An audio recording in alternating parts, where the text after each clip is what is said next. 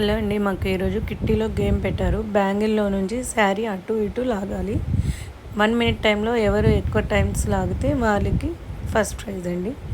చూడండి, ఈ చేతిలో నుండి ఒకసారి లాగాలి, ఈ చేతిలో నుండి ఒకసారి లాగాలి. ఎటు నుండి చేయకపోయినా అది రాంగ్, అక్కడికే స్టాప్ అవుతుంది గేము.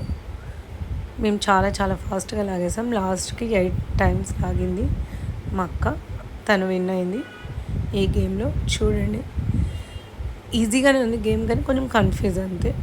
చాలా బాగుందండి గేమ్, నచ్చేసింది. ఈ అక్కనే విన్ అయిందండి.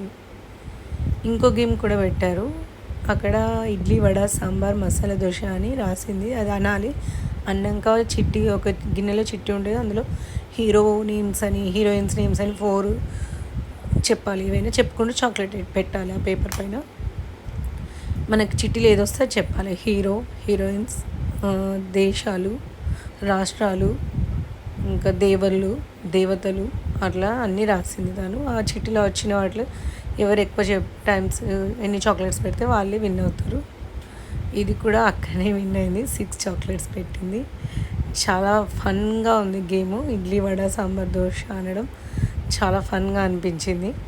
మళ్ళీ ఆ టైంకి మనకు వచ్చిన పేర్లు కూడా గుర్తుకు రాలేదండి. 4 నేమ్సే, కానీ నేనైతే హీరోయిన్ పేరే చెప్పలేకపోయినా, అన్నీ చెప్పాను.